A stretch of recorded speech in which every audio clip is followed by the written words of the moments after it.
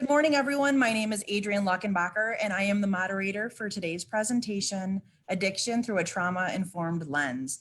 I first want to welcome everyone to the Opioid and Other Drugs virtual series that's provided by St. Clair County Community Mental Health in partnership with the Community Services Coordinating Body. The webinar series is made possible by a grant awarded by SAMHSA, the Substance Abuse and Mental Health Services Administration. We're very excited to provide this virtual series through the month of September, which is also National Recovery Month. Today's presentation is titled it's entitled Addiction Through a Trauma-Informed Lens. And it is going to be recorded, just to let you know. But before jumping in, we want to share a few housekeeping items, including with folks that registered for continuing education credits, to really have an engaging and interactive session today. First, we want to encourage you to please ask any questions, comments you have at the time throughout the webinar using the chat feature, which is found at the bottom of your screen. If time allows for our presenter, we'll do our best to answer as many questions as we can at the end of the presentation. Again, if time allows. And we really hope that the chat box will serve as an interactive space to share just different strategies, ideas, resources, if you have any, related to our topic today. We're going to talk a little bit about what we need for continuing education credits because they are offered today for individuals that have registered through our website for the CEs, again, during registration. This session is also being broadcasted on Facebook Live, but CEs are not eligible for Facebook Live or any other recordings afterwards. Please make sure if you requested CEs that when you signed up into the series right before this, you use your first and last name, your full first name. Mine would be Adrienne and then Luckenbacher. That's very important. If you need to change your name, we're going to ask you to log out and log back in because keeping track for CEs is very important to know who is in. You must be logged on for the entirety of the presentation to qualify for CEs. If you find yourself, because of your connection, disconnected for any reason, just go ahead and disconnect or connect back in, and that would be fine. Continuing education credits will only be provided to those who complete. There's a short quiz and a short survey right after this webinar. The materials were included in your registration email, and they must be completed within 7 days after the completion of the webinar today. Please make sure you have a pen and paper or make note that this series has an in and out code that participants will need in order to complete the quiz. And today's in code is MOON, all capitals MOON. So today's in code is the word moon. All right, now we're going to go ahead and get going into today's presentation.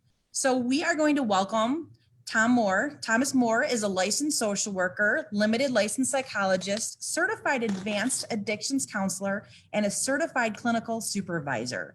He is a person with lived experience. He's been in the substance use disorder field for over 42 years. After a career including direct clinical service, clinical supervision, chief quality officer, adjunct professor, and director of education and training, his current endeavors include mentoring and preparing younger recovery coaches and clinicians, working with male residents in treatment facilities, and presenting webinars and distance learning opportunities. With that, we'd like to welcome Tom Moore, and we're going to go ahead and turn it over to him. Thank you very much. Really appreciate this. Appreciate everybody being able to be here today. Glad that in the age of COVID, we were able and willing to work this out. So we're going to talk about a couple of my favorite subjects today, both substance use disorders and trauma and the interaction effect between those two. Hopefully, again, at the end, we may have time for a few questions, and I'll be glad to answer whatever I can in that regard. So here are our goals, our objectives for this morning: to be able to identify at least 2 factors from the Adverse Childhood Experiences Scale, the ACE scale, to be able to name at least 1 link between traumatic experiences and substance use disorders, and to be able to state at least 2 considerations for treatment and recovery. Many of you may, excuse me, already be familiar with the Adverse Childhood Experiences Scale, the ACE scale.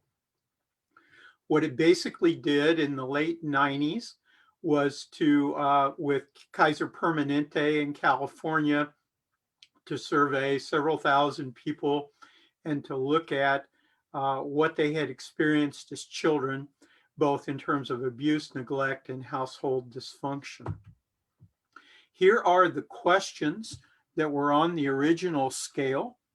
And what you can see is there are 10 questions. People give themselves a point for each guess that they answer. And in those, then there's a total, each one representing 1 point. What was found through this is that ACEs are incredibly common. Now, what was a surprise for the folks at Kaiser Permanente and for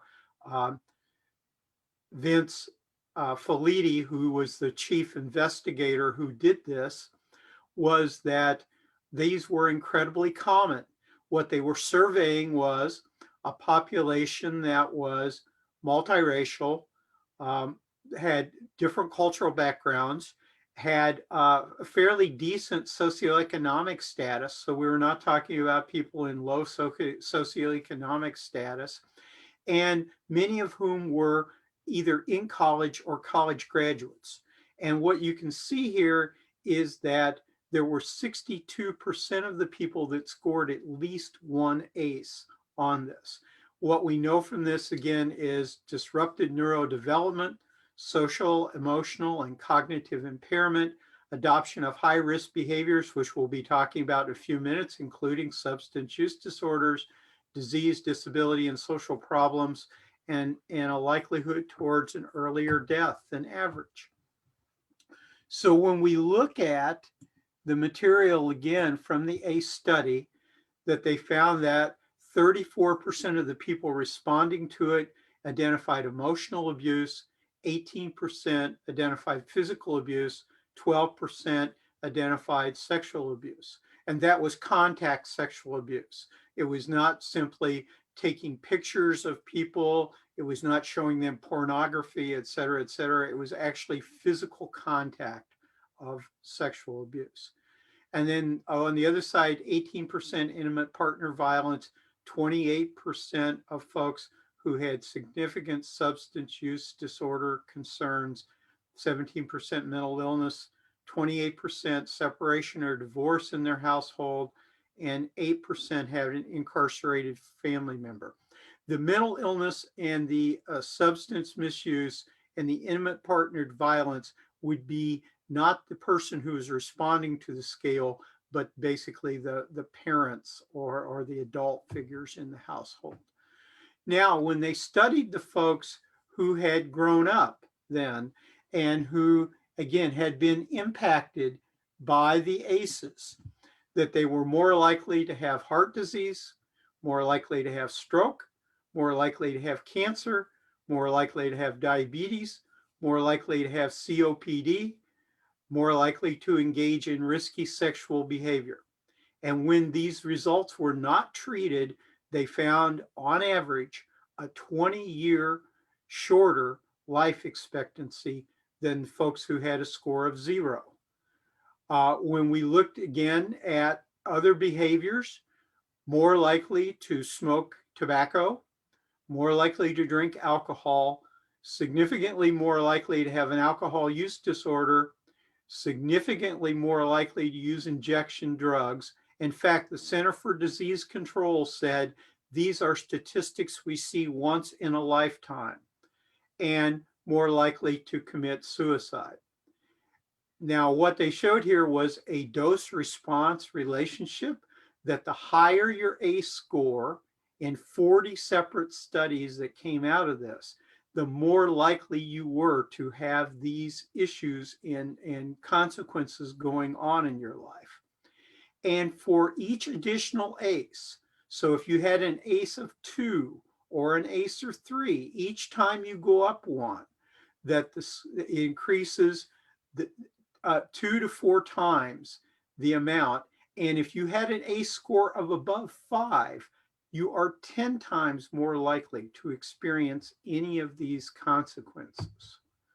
Okay, so this is the first video that we're going to see. It's a fairly short video, but this is here to talk about how when we talk about parenting and we talk about transmission of brain architecture from parent to child, this is how it starts to happen. This is significant because we're going to talk later about individuals who have experienced trauma and what their limitations are to be able to be there for their children. I was granted permission to show this to you by the Center on the Developing Child from Harvard University. So here we go. Turn your speakers up if they aren't up, but you should be able to hear this.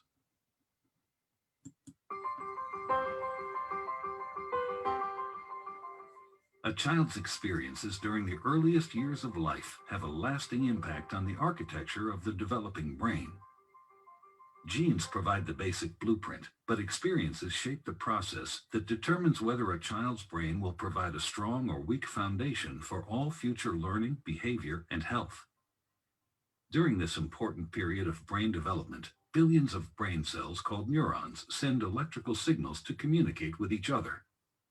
These connections form circuits that become the basic foundation of brain architecture. Circuits and connections proliferate at a rapid pace and are reinforced through repeated use. Our experiences and environment dictate which circuits and connections get more use. Connections that are used more grow stronger and more permanent. Meanwhile, connections that are used less fade away through a normal process called pruning.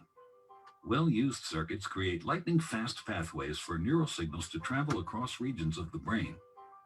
Simple circuits form first, providing a foundation for more complex circuits to build on later.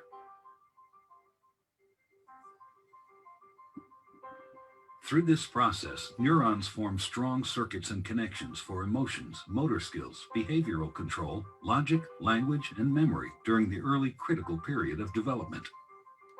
With repeated use, these circuits become more efficient and connect to other areas of the brain more rapidly. While they originate in specific areas of the brain, the circuits are interconnected. You can't have one type of skill without the others to support it. Like building a house, everything is connected, and what comes first forms a foundation for all that comes later.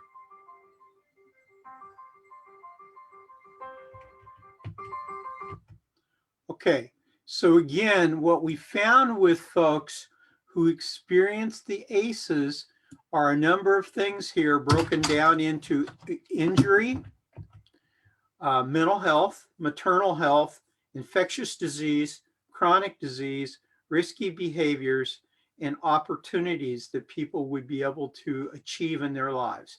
Remember again that the majority of the people surveyed in this survey were either college graduates or already in college.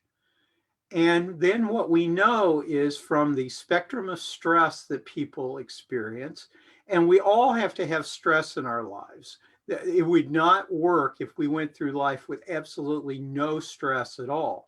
But again, as you see in the green markers there, the positive stress, the mild moderate stress is part of how we develop and gain resilience and coping skills. Some of that also transfers into the tolerable stress. What we're talking about when we talk about the ACE scores is we're talking about toxic stress on the right in the red. Intense, prolonged, repeated, and unaddressed. And what we know is that the stress that people experience, especially toxic stress over time, that it reduces both the opiate and dopamine receptors in the brain, which means that for folks who have natural means of regulating and calming themselves, those things get wiped out from toxic stress. That the stressors then become external triggers for stress reactions. And that when those are powerful, such as in, again, neglect, abuse, seeing violence in the home, witnessing violence or experiencing violence yourself, that there's a loss of control and uncertainty there. And that what people will do is then, as they start using substances, they will react powerfully in their brains because of those substances. So an example would be, again, emotional isolation or being dominated by other people. Now, this is very interesting to think about in the times of COVID, and how what we know is that many folks who already have substance use disorders or who are extreme risk for substance use disorders and who have felt isolated during this time because its stay-at-home orders will have been negatively impacted. And we're going to see some of those impacts in a later slide here. So folks will increase the need for external sources of dopamine, which means reaching for a drink or a drug or a risky behavior of some type, which increases dopamine. And this becomes a major trigger for use and other addictive behaviors, and is in fact the most predictable trigger for recurrence. So again, when we look at the changes in brain architecture due to toxic stress, what you saw a minute ago in the video was in the good case scenario, when parents do the work to build brain architecture, that's the positive. Here's the flip side. Here's the negative, that we can talk about loss to brain cells, damage to brain cells connections. What they talked about in the earlier video was pruning, of where those things start to fall away because they either haven't been established or aren't used. The enlargement or shrinking of certain parts of the brain. So the enlargement again of the amygdala and the hippocampus, the shrinking of the prefrontal cortex, which means our reasoning, our ability to make judgments, our ability to make good choices, and the hyperactivity again of the amygdala and the hippocampus, which is going to be the reactivity, the emotional reactivity part of the brain. So as I was just saying with the prefrontal cortex, the part that somehow isn't getting nurtured enough and fed enough and developed enough is that prefrontal cortex. So think again about the number of people you know coming into treatment who say, I have a learning disability, I have ADD, I have ADHD, I don't focus very well, I don't retain things, I don't do problem solving very well.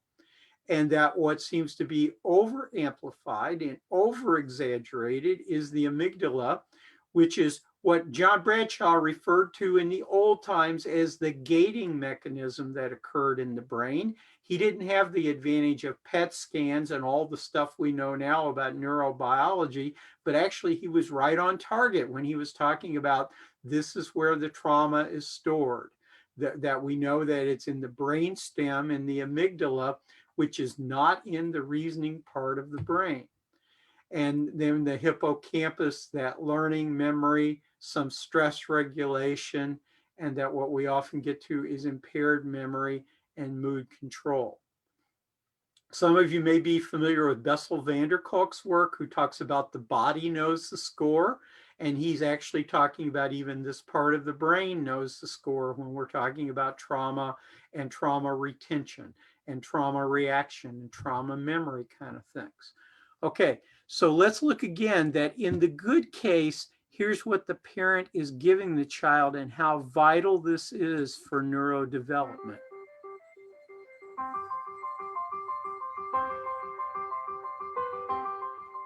The key to forming strong brain architecture is what's known as serve and return interaction with adults. In this developmental game, new neural connections form in the brain as young children instinctively serve through babbling, facial expressions, and gestures. And adults return the serve, responding in a very directed, meaningful way. It starts very early in life when a baby coos and the adult interacts and directs the baby's attention to a face or hand. This interaction forms the foundation of brain architecture upon which all future development will be built. It helps create neural connections between all the different areas of the brain, building the emotional and cognitive skills children need in life. For example, here's how it works for literacy and language skills. When the baby sees an object, the adult says its name. This makes connections in the baby's brain between particular sounds and their corresponding objects. Later, adults show young children that those objects and sounds can also be represented by marks on a page. With continued support from adults, children then learn how to decipher writing and eventually to write themselves. Each stage builds on what came before. Ensuring that children have adult caregivers who consistently engage in serve and return interaction, beginning in infancy, builds a foundation in the brain for all the learning, behavior, and health that follow.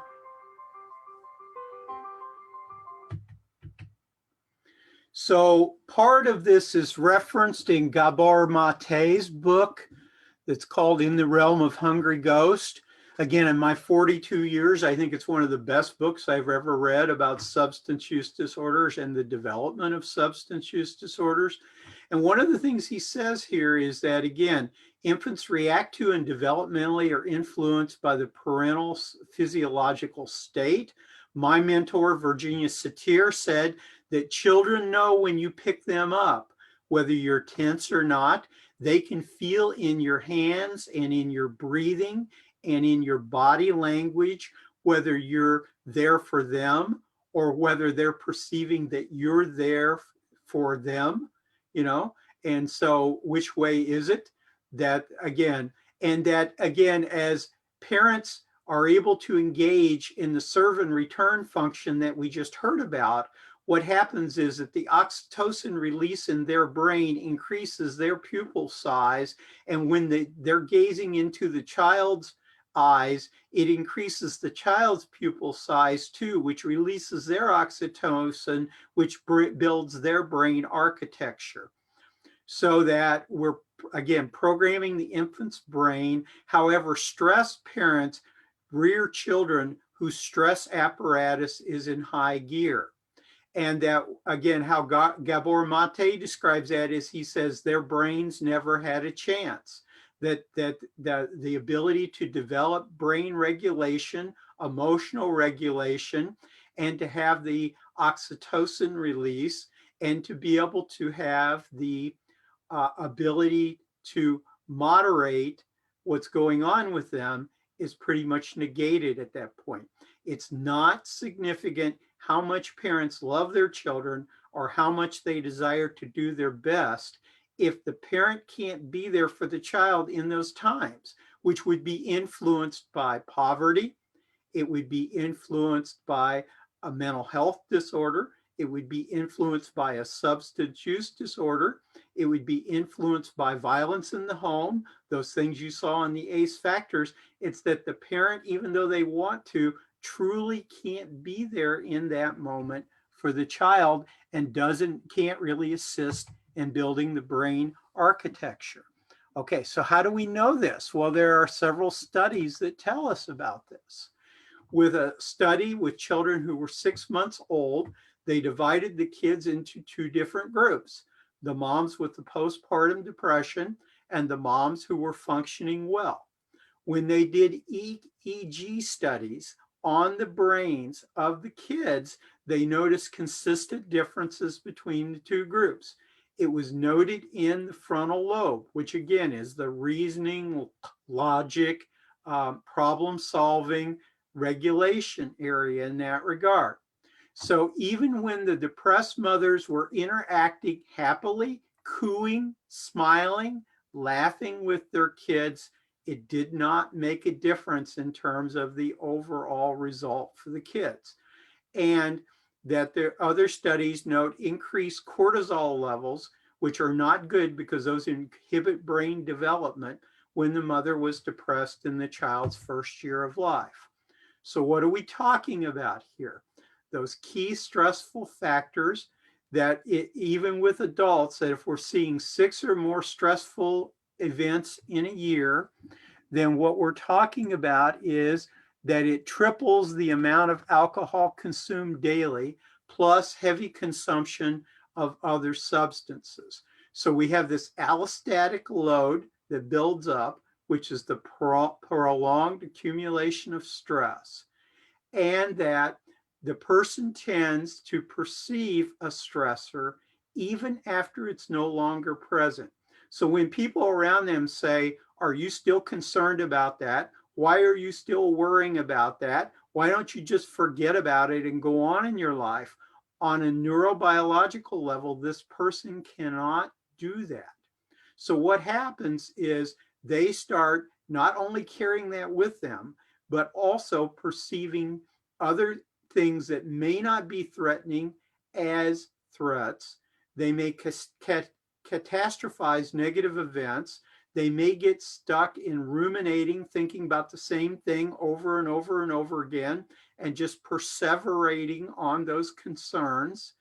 and going into a downward spiral. If you think about yourself when you do any of these things, you know that you go into a downward spiral in that way. This further then dysregulates the circuits in the brain, particularly with the amygdala.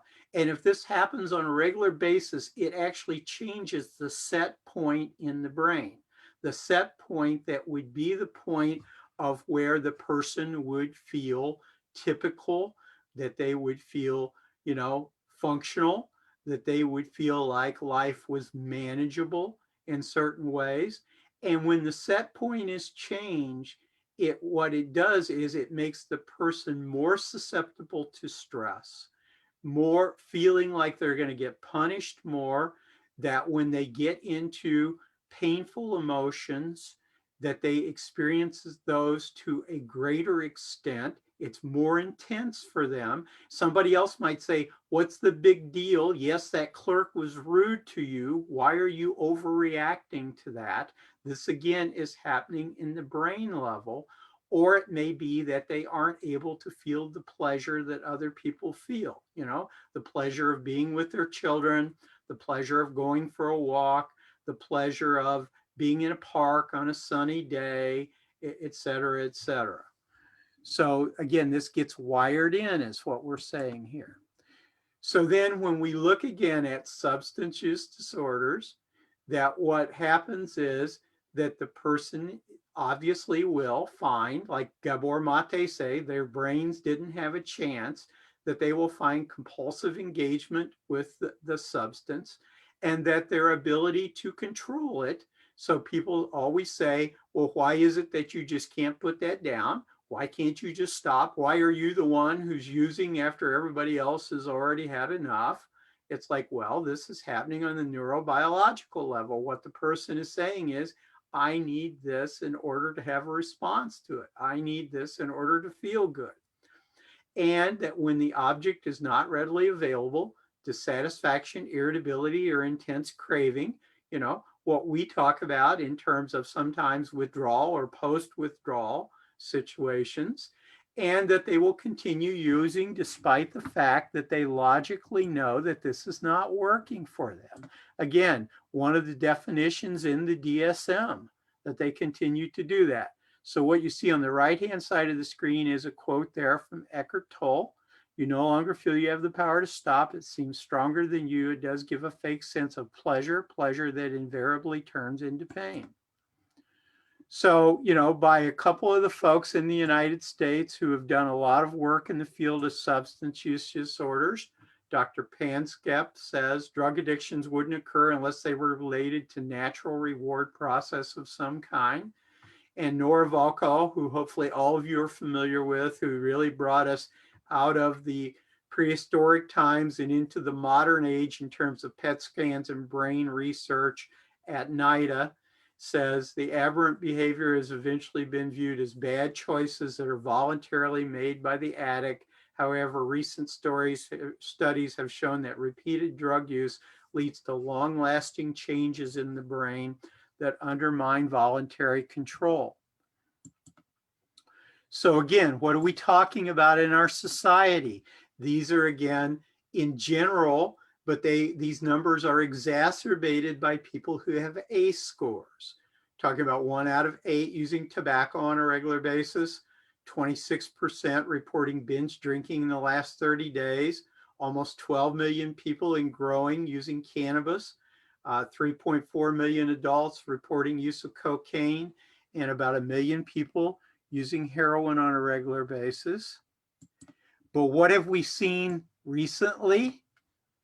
That overdose deaths were up in 2019, and that again, because of the pandemic, significantly up in the first 4 months of 2020, that overdose deaths increased in Michigan by 26% already in the early part of 2020. ER and visits increased by 42%. And that what you see there is a chart over on the right-hand side, which looks at the time period from 1999 to 2018. The other thing to realize is that alcohol sales during the pandemic have increased 55% nationally. Now, I found that really interesting. I found it really interesting when we had a stay-at-home order and when everything basically was closed, that it was okay for party stores to be open and that it was okay for people to buy alcohol at party stores when everything else was basically shut down and people were staying at home. So just a commentary there on that. So as we know, some drugs target the brain's pleasure center, and we talked again about how, and what Gabor Mate says about this is we need to understand that for folks who have learned to regulate their brain chemistry through substances, that we need to say to them that it's amazing that they knew that they needed to do that. They needed that for them to know that they had a deficit. And again, what we're talking about is because of the adverse childhood experiences that people will have noted deficits and depletions in the way their brain functions, and that therefore what they're doing is they're trying to get back up to the same level as the rest of us when they use. For those of us who've been in the field a long time, one of the things that we used to look at as a cardinal rule is when the person using no longer experienced any euphoria out of their use, when they were using in an attempt to feel normal. For those of you who remember I'll Quit Tomorrow, the old movie, which I think is the Casablanca of treatment films, that was one of the things they depicted, is that that's when you cross a dangerous threshold, when you're just using to feel normal, to function in that regard. And so, here's a quote from a woman who's a sex trade worker in Vancouver who says, "The first time I did heroin, it felt like a warm, safe hug." Well, of course it did, because she had depleted her brain circuits in that way. And so what we normally look at for any of us, whether we have a substance use disorder or not, is what's the dopamine release that people experience over baseline with food or sex, alcohol, cannabis, nicotine, opiates, morphine or heroin, cocaine, and that amphetamine. Is it no doubt why methamphetamine is so addictive for people? Because they get that immediate brain surge in that regard. So what does this start to mean? Well, what it starts to mean is that the person's brain becomes hypersensitized, that even the first time that they use, their brain says, oh, this is what I need. Of course I need this. I never felt okay until I had this. And that by repeated exposure, that they get this response, because what they do is they build the brain pathways, and some of the brain pathways that they weren't able to build as brain architecture and infrastructure when they were young, particularly some of the ones there to soothing, to brain regulation, to euphoria in that regard. Again, being able to release the anhedonia, and that what they get is this incentive salience, which is they make the connection then. The brain says, when I do this, I get this. Now, again, I've talked to lots of people over the years who were injection drug users. And one of the things they've told me is sometimes even before they inject, but once they have either arrived at the place where they're going to purchase the substance, or they actually have the substance in their possession, but they haven't loaded the syringe yet, just the thought of having the syringe and having the substance, that they already start to feel an effect at that point. They already start to feel the taste in the back of their mouth. They already start to feel the release in their body. They already start to feel their brain going into this different place. And so what this does is it guarantees the individual will repeat the behavior. And that at some point, this becomes such an internal process that the person isn't really aware of it, which is why we have people with recurrence saying, I didn't know I was going to use again. And we've traditionally shamed them by saying, oh, yes, you did. But that maybe it has developed into such a craving on a brain level that they don't really know that and they don't really recognize that.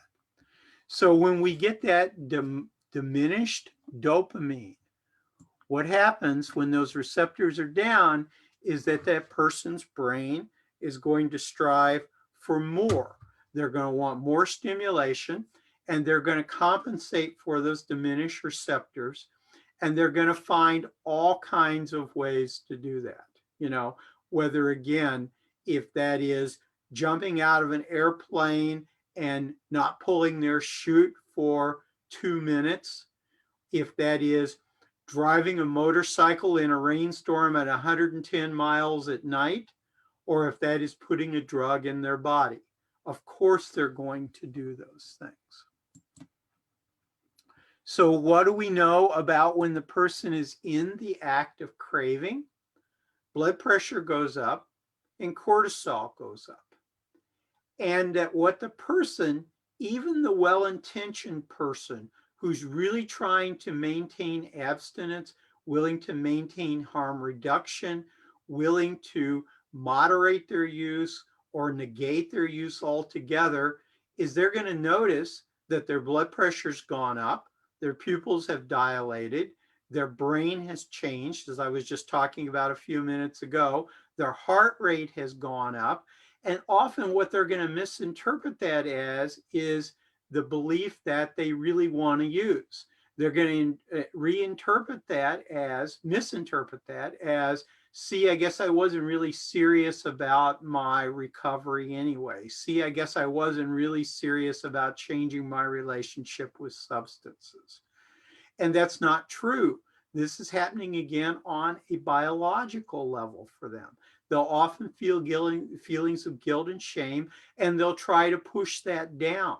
And when they try to push that down, when they try to just say no, when they try to say stop, don't have these reactions, I'm going to interrupt that, that actually aggravates the sympathetic arousal for them. So when we're telling them just block that out, we're actually giving them bad advice. That what they'll tend to do then is go into what Steve Gilligan calls neuromuscular lock, which is the flight, fight, freeze, or fold response, and that the brain will have this rebound effect then.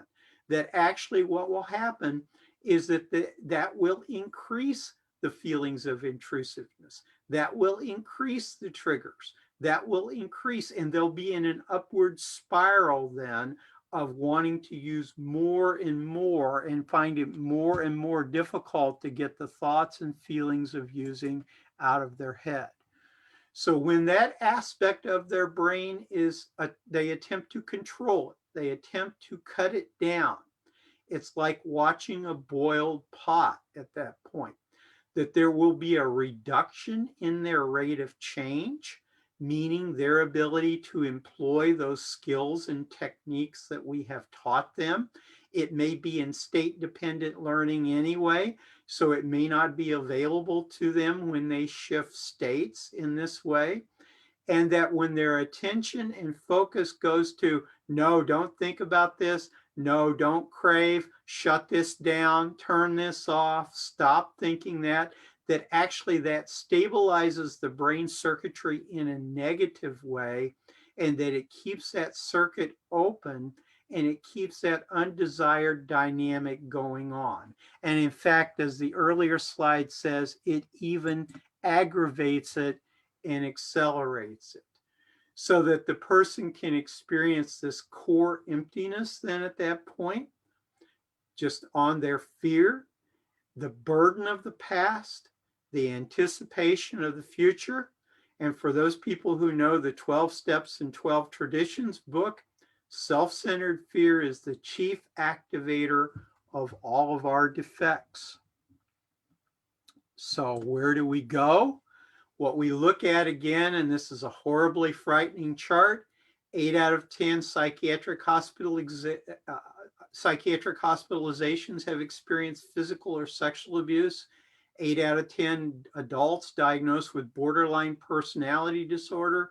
9 out of 10 with dissociative identity disorder, which we used to call multiple personality disorder, were abused as children. 8 out of 10 of adolescents in inpatient and residential treatment programs have histories of trauma.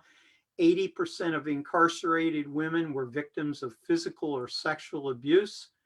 And that when we look at boys who witness violence, they're 1,000 times more likely to commit violence. So we can talk about the intergenerational cycle going on. Now, this is a real interesting study that I ran across in terms of a drug court. And again, I'm a huge proponent of drug courts. I think we've made a great move in coming into drug courts. But just examine the 3 columns here, but particularly the no column trauma in terms of positive drug screens, about 1/3. We look at people who experience childhood sexual abuse on the far right, 2/3. People receiving sanctions, 39% on no trauma, double on childhood sexual abuse. Bench warrants, almost double, 40% compared to 72%. Any negative event during their duration of time in drug court, 57% of those with no trauma, almost 90% with those with childhood sexual abuse. And the number that failed drug court, almost 3 times as many for those who had childhood sexual abuse. Why is that? Because of part of what's happening there is that if the person gets abstinent, what happens is the unresolved trauma surfaces for the individual. I co-founded a group in Michigan in 1988 for men who had substance use disorders who also had childhood sexual abuse histories.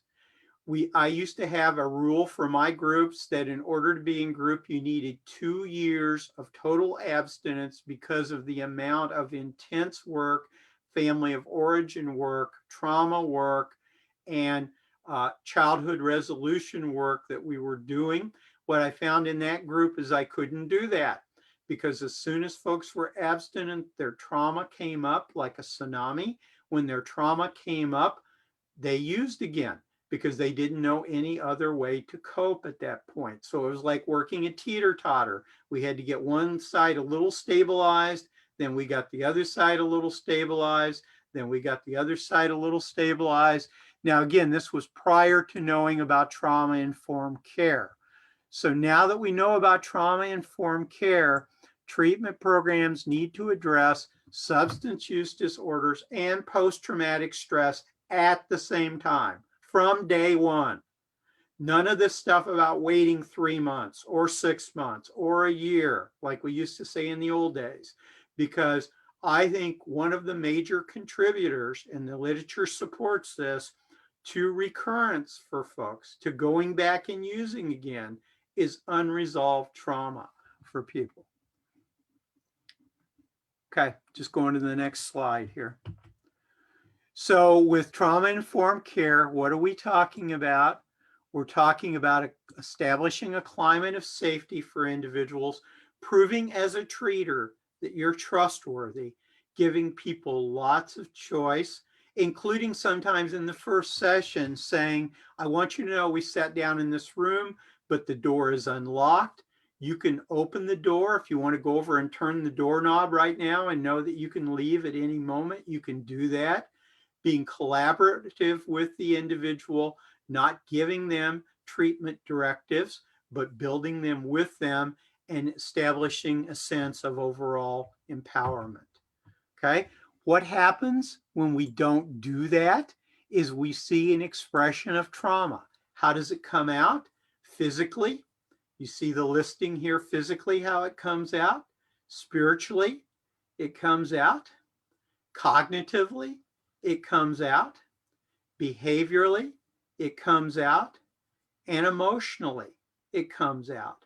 Now, what often happens in our systems, in our child welfare systems, in our criminal justice systems, in our workforce systems, like for folks who are involved with supports in the workforce themselves and are already maybe on probation in the workforce or sanctioned in some way. And unfortunately, sometimes in our treatment systems, is that we look at these things and we think that the person, again, is not really engaged in recovery process. They're not really trying to change their relationship with their substance use disorder. That is not true. What is going on is these are byproducts of the trauma history that we have, and that sometimes these will happen even in trauma-informed environments. But if our environment is not trauma-informed, we will be seeing these things spike for people. So that the more we say to them, you have to do this, the more they're going to react to those things. Okay, so this is a video that I co-produced with Lori Markoff. We were doing a 5-year project with SAMHSA, and this Today came we'll out of look our at project. trauma-informed ways to interact with clients. Lori Markoff will serve as counselor for the scenarios, and the clients will be played by actors. After they're finished, we'll review each one. Let's begin by looking at trauma-informed core competencies and how they affect how practitioners work with their clients. Using an empowerment approach is the first competency. It's important to remember the experience of trauma is one of helplessness. A focus on trauma-informed work supports the client in regaining a sense of control. With the empowerment approach, practitioners help the client identify the choices they have and walk them through the outcomes of those choices. Practitioners do not tell the client what to do. Instead, they offer as much choice and control as possible.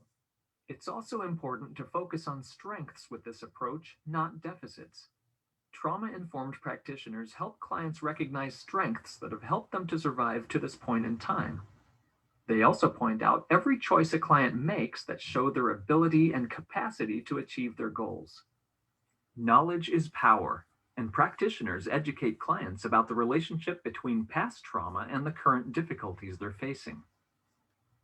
Practitioners are transparent and make an effort to explain why they are doing what they do. When a client does not have control of the situation, it's important to provide information to help the client predict what is going to happen. Being able to predict is the next best thing to having control. It's critical for trauma-informed practitioners to build a safe relationship with their client. In most cases, clients have been victimized by people who claim to care about them. And because they've experienced few relationships that are equal, relationships without a winner or loser or perpetrator and victim, clients may not think it's possible to distinguish between safe and unsafe relationships. In fact, they may not even think relationships can be safe. When forming a safe relationship with a client, a collaborative approach is best. Practitioners should not position themselves as an expert. Instead, the client is the expert on their life experience, while the practitioner offers knowledge and experience. Together, they explore the client's life and consider the steps the client might take to move toward their goals. Asking questions can help establish this kind of relationship. Often clients feel providers do not listen to them. Practitioners should approach each person with an attitude of curiosity and openness. They should not make assumptions about a client's background, life, or past experiences. Being non-judgmental is important in building a safe relationship. Practitioners understand the choices the client makes are the best possible in the moment, and that the choice is about survival. Whether visible or not, it's important to remember the client carries a great deal of shame, and it's extremely important to be accepting without judgment. In gaining a client's trust, practitioners communicate as clearly as possible. Clients have experienced multiple betrayals and disappointments in the past, so providers need to go out of their way to be consistent between what they say and do. They also need to follow through on commitments and promises. Because clients feel they have not been seen, heard, or believed in the past, they often display extreme or difficult behaviors. Before discussing a behavior change, the practitioner validates feelings and checks out their understanding of the feelings with the client. This is part of building a safe relationship and also helps the client to develop their own emotional self-awareness. Practitioners are always aware of their own feelings while also understanding the client's hypersensitivity to the response of others. The practitioner must use their own self-regulation skills and model these skills with the client. When understanding or explaining a client's current behavior, practitioners must realize that oftentimes the present behavior is an attempt to cope with past trauma or its impact. Instead of judging, the practitioner skillfully asks questions to increase understanding, helping the client to connect current behavior with adverse past events. This helps the client to see that current behaviors that appear to be self-defeating were developed as attempts to survive adverse events and their impact. Trauma-informed practitioners understand that when a person is in flight, fight, or freeze mode, the part of the brain that thinks may not be available. Therefore, a person in flight, fight, or freeze may find it difficult to make healthy choices for safety. Even if they know in their mind that the feelings are irrational, their body reacts as if there is imminent danger, and there is a strong urge to react immediately in a way that has protected the person in the past. The practitioner helps the client maintain their emotional arousal at a level where they can think. And eventually, the client's task is to learn to do this for themselves.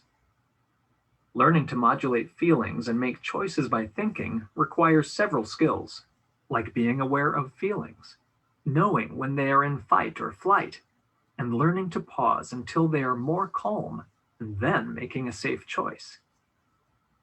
A trauma-informed practitioner is aware of cues that a person is becoming dysregulated and helps the person to identify triggers that lead to this. Practitioners also help clients understand the strategies they can use to return to a more regulated state and can model them. These core competencies provide a solid foundation for a trauma-informed practitioner to build a strong, open, trusting relationship with their clients that supports growth.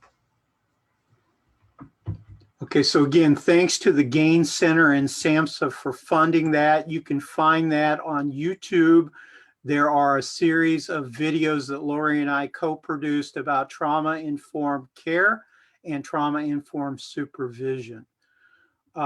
I just wanted to say too that when we think about this, that we need to realize that we are dealing with people all the time who experience this. We should expect this rather than expecting folks not to have trauma in their backgrounds. So when we don't perceive trauma as a primary defining event, problems and symptoms are discrete and separate. We think of one thing being more important than another, that the people providing the service are the experts, that the primary goals are defined by the service providers and they focus on symptom reduction, that things are reactive, and we perceive the clients as broken, vulnerable, damaged, and needing protection from themselves. When we switch this around, we looked at how interrelated this is, and like they said, that what the person's often doing is coping with the trauma, even when their responses are self-defeating, that we share power with them, that we see the clients as the experts, and that we partner with them in providing the services, and that the primary goals are defined by the people receiving the services and focus on recovery, self-efficacy, and healing, that this is a proactive response, and that we're providing clients with the maximum level of choices, autonomy, self-determination, dignity, and respect as central to healing.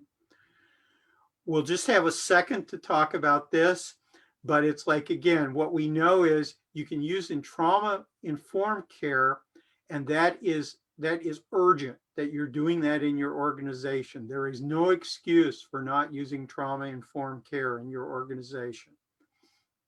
However, some individuals may need trauma-specific care, and these are some of the ones that I think are very prevalent, and I would encourage you to look at them if you don't know about them and get training. One of the things that Oregon standards in peer supports and recovery coaches do is they actually have trauma-informed care as a competency for their recovery coaches and their peer supports. That says something for the rest of us, that we need to be knowing that too. So again, seeking safety, helping women recover, which comes from Stephanie Covington. TRIM, which some of you are familiar with. We have trainings here in the state on TRIM. EMDR, mindfulness, brain spotting, which is an advanced EMDR approach. David Grand developed that. Comprehensive resource model, which I'm very impressed with. I'm finishing a book on that right now. Then 2 approaches from Connie Ray Andreas, who, and I've participated in advanced training in both of these and think they're real breakthroughs in the field for us right now. Core transformation and coming to wholeness. If you're not familiar with those, go out and Google those and look at those approaches. Okay.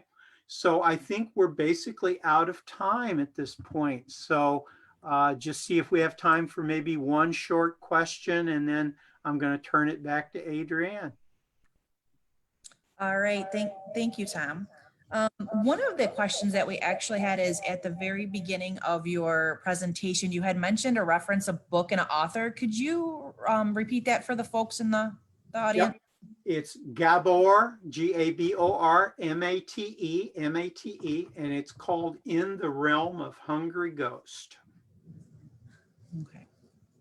And one more time, I'm sorry, In the Realm of? Hungry Ghost. Excellent. Thank you. Thank you. All right. So we are actually going to go ahead into our wrap up. We want to thank Tom so much for your information and your time today. It's so much appreciated.